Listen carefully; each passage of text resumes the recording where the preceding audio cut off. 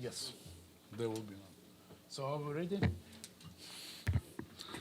Good afternoon, colleagues. Sorry for the delay. Let me open the joint press conference of the Syrian Arab Republic and the Russian Federation. We have Russian Ambassador Nebenzia and Ambassador Bassam Sabbagh here. And we are starting with the remarks of Russian Ambassador. Ambassador, you have the floor.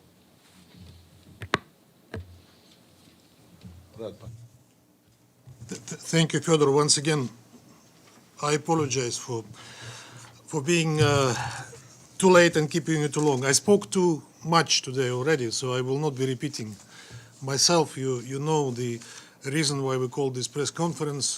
This report that was just released, which we, as I said, do not recognize, like we are not recognizing the IIT itself, do not support this structure. Its members are not even chemists. Look at the irony of this. They are just legal prosecutors appointed to rubber stamp fake reports. From its very establishment, the main purpose of the IIT has apparently been to whitewash the illegal acts of aggression against Syria in April 2017 and 2018. Instead of conducting genuine investigations, this team of so-called experts merely reduced itself to retranslating ungrounded accusations of some states. As for the methodology, the investigations of the OPCW Technical Secretariat are often based on the information from open sources without even getting to the site of events that they analyze. Their conclusions cannot stand any criticism and abound in false assertions which are put forward without any respect to the main principle of OPCW investigations, the chain of custody, which is not observed, has not been observed in all the recent investigations that were conducted. I will not be repeating myself too much because I already spoke in detail during the Council's meeting. I think that what I'll do, I'll give the floor to my colleague, Ambassador Bassam Sabbagh, to add a few words, and then I understand you will show a short video. Thank you very much, Vassily. Thank you all for attending this press conference. It's very clear that Ambassador Nebenzia elaborates on the aspects related to the issues of the what's called the IIT report. In my statements before the Council, I also emphasize on many aspects, but let me here highlight two of them. First, the issue of legitimacy. This team established in a very illegitimate way. Half of the members of the OPCW, 82 out of 193, voted for this. Many countries voted against or abstained or absent from voting. So this happened in the OPCW for the first time. Second, the methodology of work. The IIT basically follows the same wrong methodology of work which was used by the fact-finding mission. And mainly, Ambassador Nebenzia mentioned the issue of gathering or taking the samples and maintaining the chain of custody. According to the CWC, this has to be done by the inspectors and has to be maintained from the time where they collected until it's reached the laboratories, designated laboratories by the OPCWs. This did not happen in the case of Duma. They received these samples. From whom? We don't know. Who collected? We don't know. And from where? We don't know. So this is something very, very important. I wanted to show you some of the testimonies in a documentary we prepared from the people of Duma, those who were in Duma, and they did not leave Duma since then. So they testify. It's a short, it's like 6-7 minutes. And then if you have any questions, we will be more than happy to take it and to answer it. Thank you.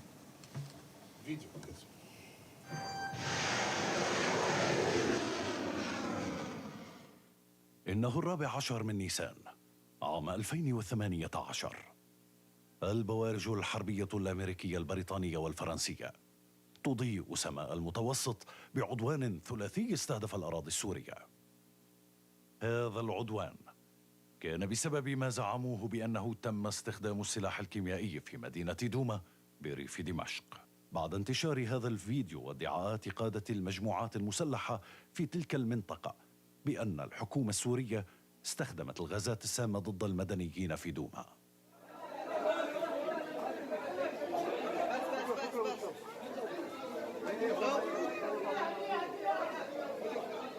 جلسة طارئة في مجلس الأمن حاولت من خلالها دول العدوان إدانة الحكومة السورية. بالمقابل رفضت الكثير من الدول وعلى رأسها روسيا والصين هذه الإدانات دون تقديم دليل واضح. الحكومة السورية سرعان ما طالبت بشكل مباشر بإجراء تحقيق شفاف ونزيه من قبل منظمة حظر الأسلحة الكيميائية، ووجهت دعوة لهم بالفعل. قبل وصول لجنة منظمة حظر الأسلحة الكيميائية إلى سوريا بيوم واحد، قامت دول العدوان بقصف الأراضي السورية. بعد زيارة مكان الحادث من قبل اللجنة المكلفة، خلص التقرير باتهام سوريا باستخدام الكيميائي. نتيجة كانت صادمة للكثير من أعضاء لجنة التحقيق. إيان هندرسون كبير المحققين في اللجنة الدولية التابعة لمنظمة حظر الأسلحة الكيميائية رفض ما خلص إليه التقرير النهائي، متهما المنظمة بتزوير النتائج وإخفاء الحقائق والأدلة التي قدمها في تقريره. الصحفي الكندي آرون ماتي زار موقع الحادث في دوما وخرج برسالة صادمة للعالم. I'm in Douma, Syria, not far from where the Douma deception was staged, one of the biggest pro-war deceptions since the Iraq War. This is where, in April 2018, dozens of bodies were filmed inside of a building. And the people who put out this video claimed that the victims had been subjected to a chemical weapons attack by the Syrian government. This led to airstrikes on Syria by the US, UK, and France.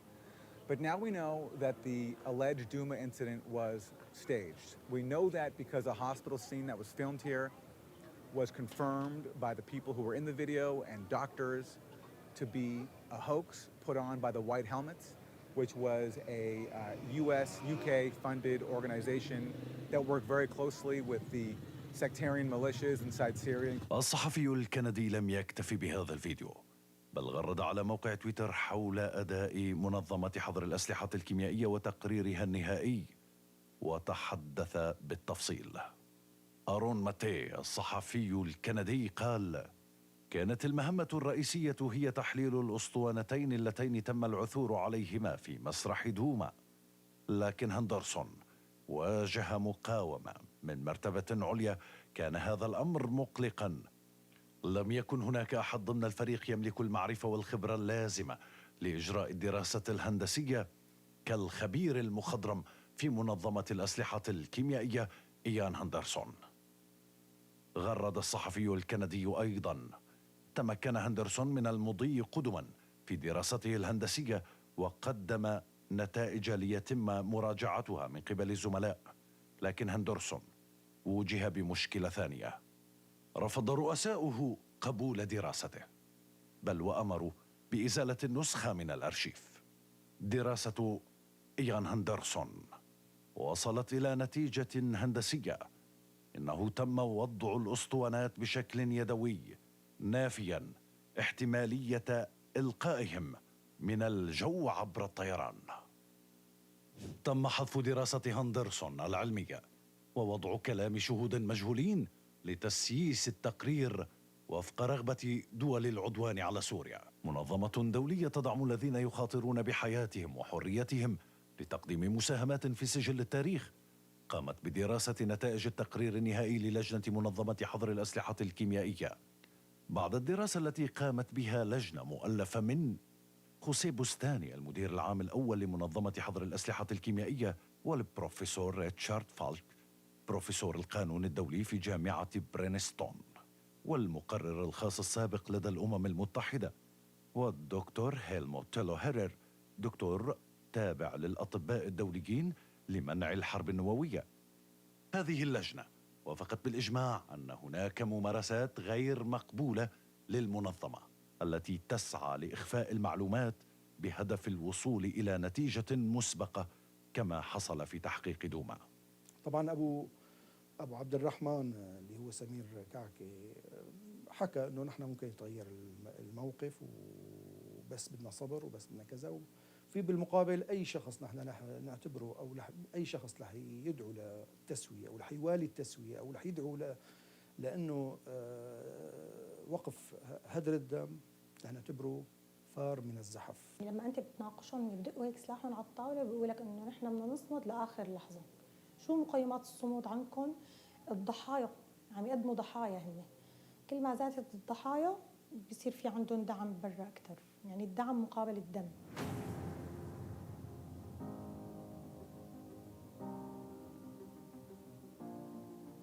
هو يوم الجمعة بعد صلاة الجمعة بيعملوا دروس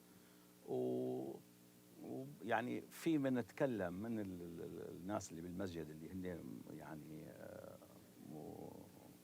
لهم نفوذ انه اصبروا وفي قدامكم حدث حيغير موازين القوى مثل ما بيقولوا. بتاريخ 7/4/2018 أنا كنت طبيب المناوب بالمشفى الإسعافي بمدينة دوما.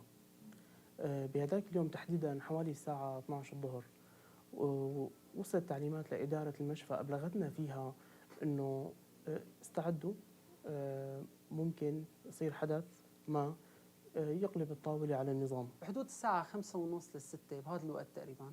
هذا التوقيت يوضح بشكل لا مجال فيه للشك بأن ما ورد في تقرير منظمة حظر الأسلحة الكيميائية حول توقيت الاستهداف غير صحيح. حدد فريق تقصي الحقائق ساعة الاستهداف بالساعة 7، أي الساعة 19 كما جاء في التقرير، لكن هذا الفيديو صور في 6:45، أي قبل 75 دقيقة. فكيف صورت حالة على أنها مصابة بالغاز قبل 75 دقيقة مما ورد في تقريرها النهائي لمنظمة حظر الأسلحة الكيميائية؟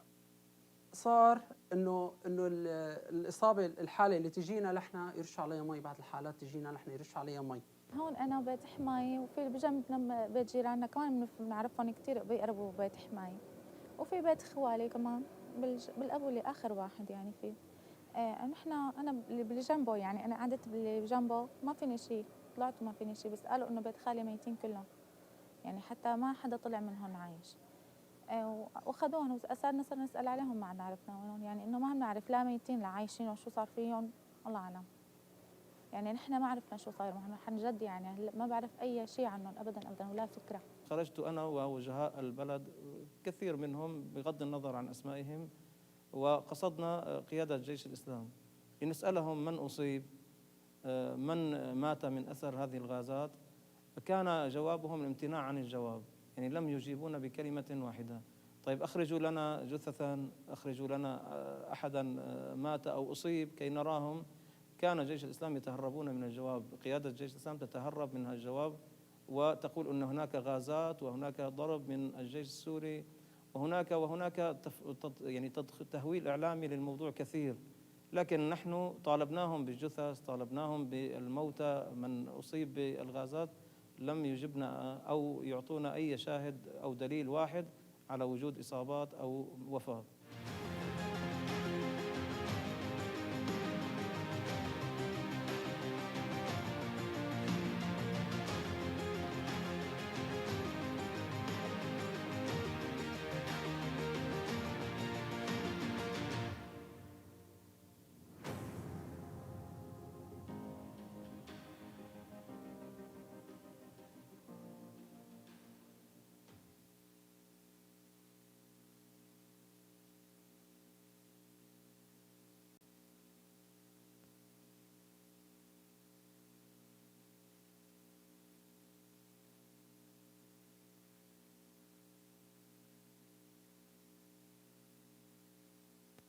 hoax that was staged with the willing help of the OPCW technical secretariat and personally with the help of Director General. Today I listened to him. He spoke at length, but I didn't hear a single sustainable, serious answer to the many questions that we're asking. It's like talking,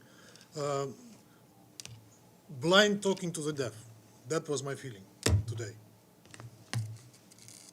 Same concerns not just Director General Arias, of course, but also our Western colleagues who won't listen to any arguments. They don't need it because their picture of the events is clear. They have now the proof of seal by the report of the OPCW Secretariat. The case is closed. Just before taking the questions, I have to draw to your attention that this is a very short or very small part of the documentary. So if you want to have it all, so you can scan this QR. The second, hold on, if you allow me. The second issue is related to the victims. They alleged that there are 43 people killed in this incident. So no one knowing about these 42.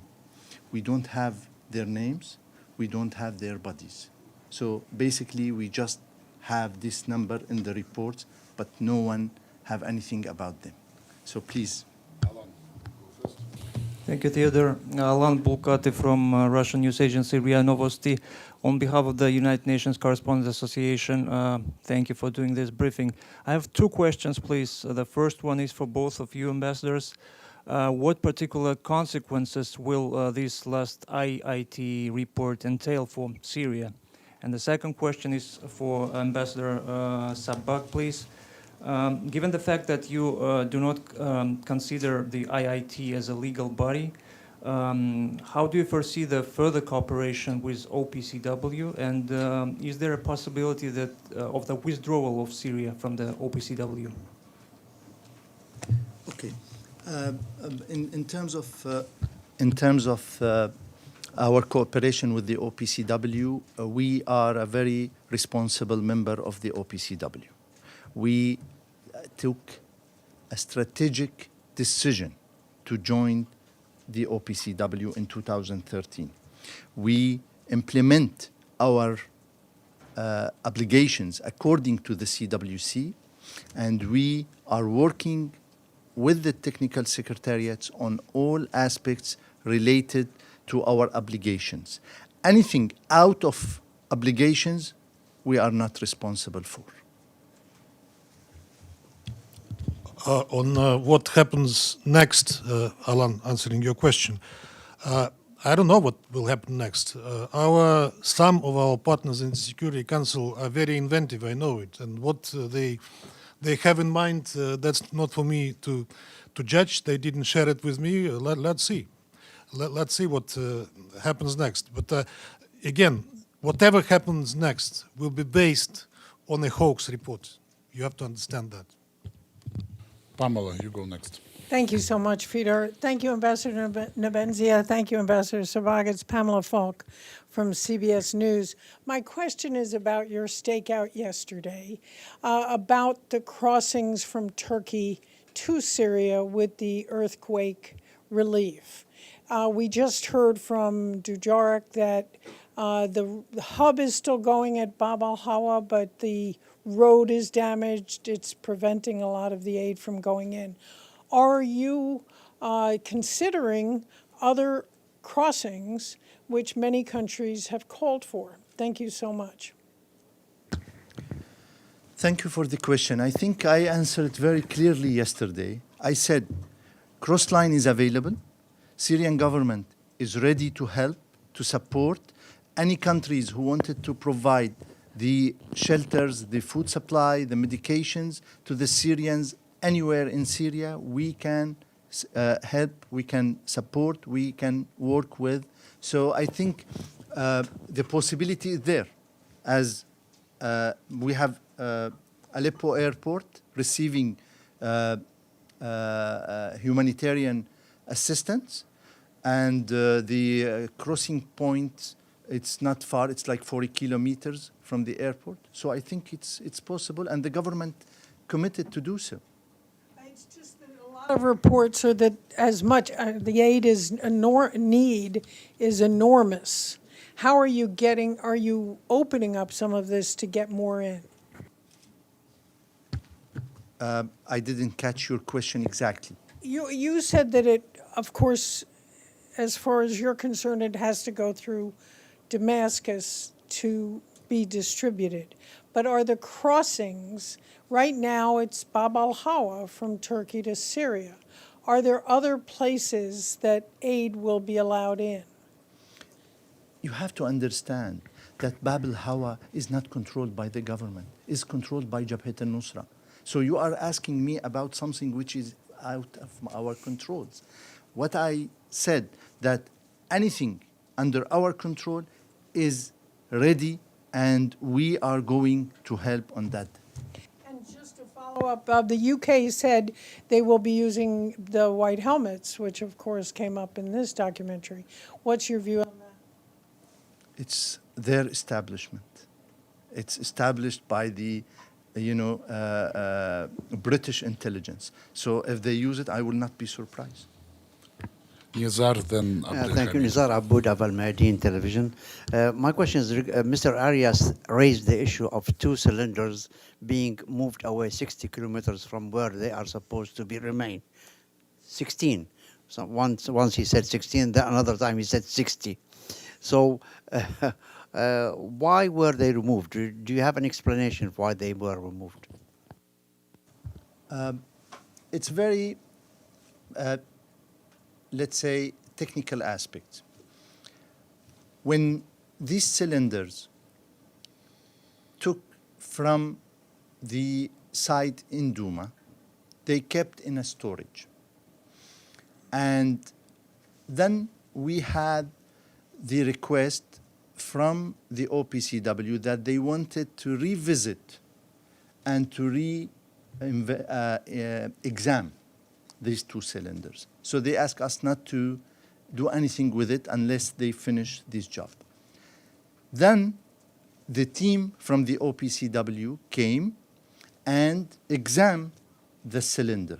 So by this, we believe that this is not requested to be maintained in the same place anymore.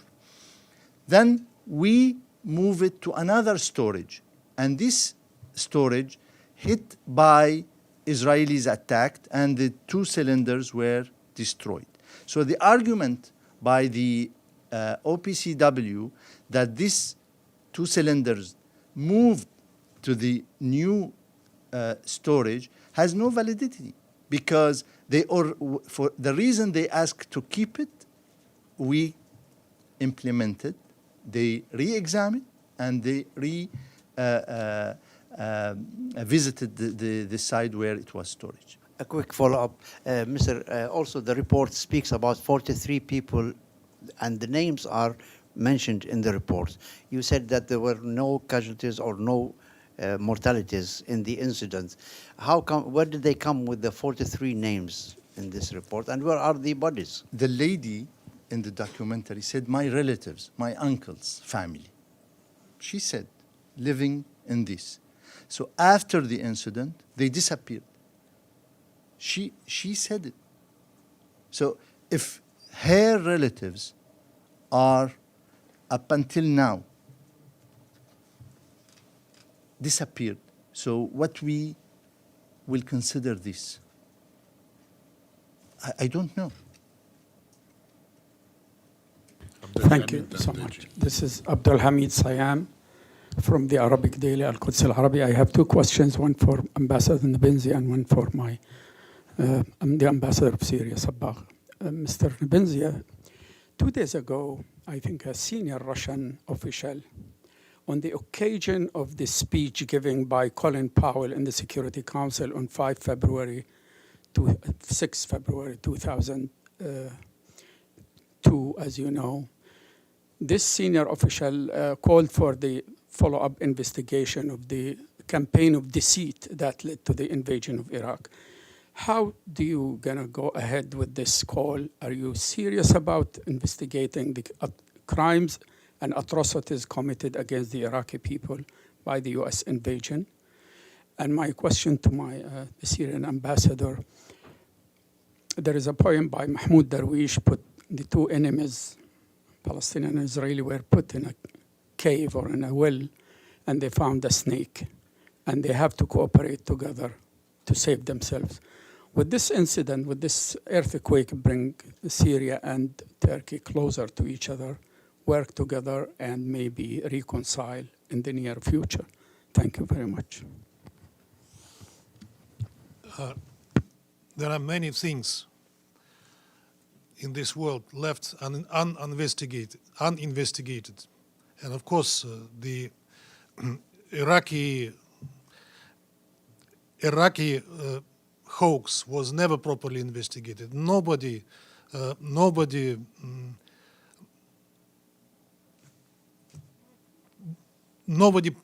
paid real responsibility for the crimes committed in Iraq. And I shall not be explaining to you why. Today, to think that there will be something like a tribunal on the Iraqi war would be a little bit unrealistic. People are busy with other things these days, but the questions remain. I mean, there are so many crimes committed which are pretended to be not existent, non-existing then at all, as if nothing had happened. This is the hypocrisy of today's world, of the world itself, and of the policies of some of our partners, including here in the Security Council. Then Michel. Hi, ambassadors.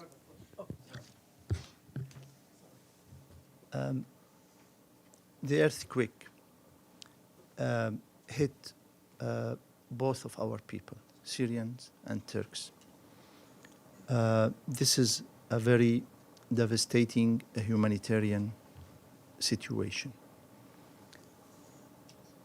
And I think both people are now struggling for surviving. As for your questions, I think we made it very clear that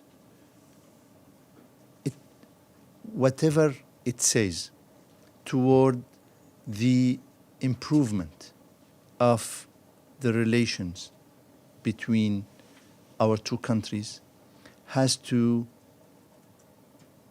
accompanied by actions on the ground. So there were some military meetings, and there were some exchange of views, and we are waiting to see tangible results on the ground.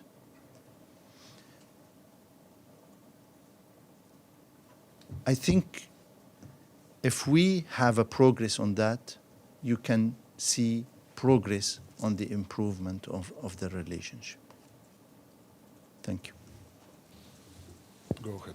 Hi, ambassadors. This is Deji Xu with China Central Television. My questions are for Ambassador Sabbagh. I just talked to my friends in Syria. He said in Aleppo it's disaster here. Too many people on the rubble, no enough fuel for heavy vehicles and efficient workers there. And I noticed that just a couple moments ago, the Foreign Ministry of Syria actually said that U.S. sanctions hinder humanitarian relief efforts in Syria. So I just want to ask your opinion on this. How would the sanction hinder the efforts there? And second, I just want to know, because you just said that you are ready to help the rebel-controlled area for the humanitarian relief. If this is the case, that the government-controlled area, you don't have enough equipment or resources, how can you ensure that you will give enough resources for the rebel-controlled area, especially for more cross-line humanitarian operations? Thank you. Despite the fact that this press conference is designated for the issue of the report of the IIT, but I will answer your question. How these sanctions hinder the humanitarian access? I'll tell you very simple that a lot of the cargo airplane, refuse to land on Syrian airports because of the American and European sanctions. So even those countries who want to send humanitarian assistance, they cannot use the airplane cargo because of the sanctions. Of course, the lack of equipment and the lack of capabilities in the government, it's there because of the situation and because of the sanctions. That's why we made an appeal for all countries, member of the United Nations, to help on that situation. So basically, all Syria needed this assistance. So whatever we receive, it will be for all Syrians. So we do not differentiate between this and that. So if countries X or Y provided this assistance, all Syrians who need it will be benefited from that. So you will promise you will distribute the humanitarian assistance fairly? Absolutely. Thanks, Ambassadors. Michelle Nichols from Reuters. Few questions, but I'll keep them short. First of all, back on topic on chemical weapons, the British ambassador this morning said that they're concerned that the government in Syria is working actively to rebuild its chemical weapons stockpile and has been doing so since 2018. I'd like to get your response to that.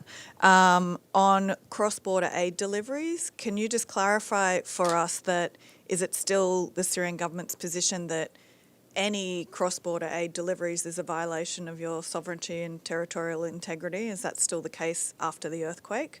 The UN has spoken a lot about bureaucratic and security obstacles to cross-line deliveries. So what is the government doing to facilitate deliveries, cross-line deliveries now in the wake of the earthquake? And Ambassador, while we have you, will we see peace in Ukraine in 2023? You asked me when there'll be peace in Ukraine. Will we see peace in Ukraine in 2023? I hope, we all hope for peace. We all hope for peace, and I hope that when this arms build-up and this madness about it, which we will discuss tomorrow at the Security Council briefing, will stop, and when those who promote it will stop their proxy war against us, with the help of poor Ukrainians who are dying for them, and when they are realistic in heeding to our concerns, which we very clearly stated from day one, then I think the prospects of peace will be nearer. So far, unfortunately, I don't see any readiness on the other side to engage in anything meaningful. Can you remind us what those concerns are? We said it. We said it in the beginning that this is that what was happening in Ukraine was a security issue for us. That we want Ukraine to demilitarize and to denazify, and that we want to make sure that no threats are proceeding from that territory to the Russian Federation. These were announcements that were made officially in the very beginning of that crisis. As for what the British ambassador was telling you, I think this is basically part of the hostile propaganda made against Syria. So I don't think they have anything substantiate these accusations. It's part of their lies, as they used to be. For the second question, it's not that we consider, it's the international law. It is the UN Charter. So don't characterize it as this is a position of Syria. It is a position of each and every country who are keen to maintain sovereignty, independence, and territorial integrity.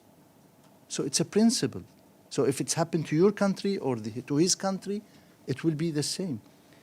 Without the control of the government, without permission of the government, without approval from the government, this is violation. Very simple. And I follow up on that, just on the cross line, what's the government doing to facilitate the cross line? To facilitate, it's the UN usually facilitate. We, from our side, we have the commitments and we have the readiness. Usually the operations cross line facilitated by the UN and the international organization and the ICRC and the Syrian Red Crescent. I'm just wondering, you're saying that the government will facilitate aid delivery to all Syrians. I'm just wondering how you can make that promise and what you would say to people who are in these areas that are not under government control. How are you going to help get supplies there when you don't control it? And also there have been reports that there were bombings in northeast Syria by the government after the earthquake hit. Is that accurate? Why was the government dropping bombs after a disaster? Thanks. I didn't hear anything on that. But on the cross line, I think it's first you have to have the humanitarian assistance. Then we have the UN and the international organizations who are working on the ground, who will facilitate the crossing of this humanitarian assistance. Up until now, it's very short. I think 2-3 countries. I think I don't want to mention the names because I have to worry about forgetting anyone. But I understand that Russia sent, United Arab Emirates sent, Algeria sent, maybe other countries, I'm not, but very limited. So first, the countries need to help Syria at these difficult circumstances. When this assistance arrived into Syria, we have the UN country team, we have the international organizations who worked in Syria. We will coordinate with them and they will facilitate the distributions of this. So we're given an access to all UN and international organizations who worked in Syria to move toward achieving this goal. Thank you very much, Ambassadors. My name's Yvonne Murray. I'm from RTE Ireland. I have 2 quick questions, please. The OPCW, you will have seen, previously reported on chemical weapons being used by rebel forces in Syria. Do you think that those reports by the OPCW are also a hoax?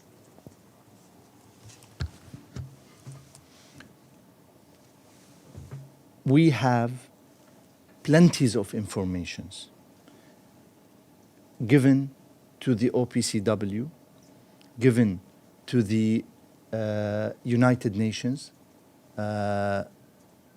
Security Council and 1540 Committee. All these informations basically ignored, never dealt with. At least, to my memory, more than 100 times we sent information to the OPCW and to the UN regarding attempts by terrorist armed group to either use or to fabricate the use of chemical weapons. So that's one point. The second point, Syria requests investigations on 5 incidents where the terrorist armed group used chemical weapons against the Syrian Arab Republic people and army.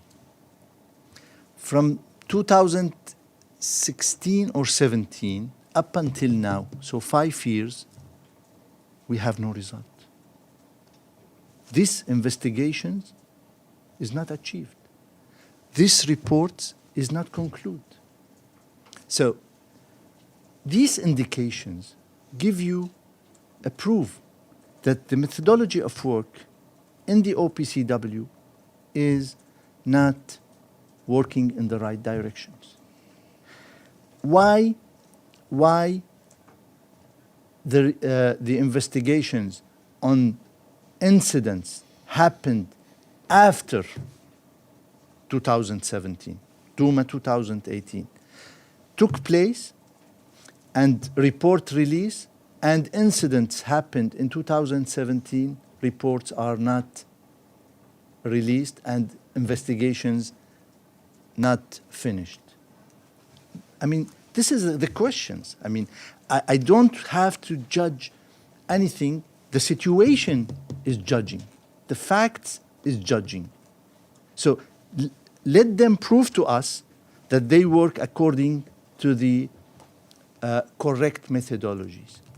Today, Director General used terminology which I hear it for the first time.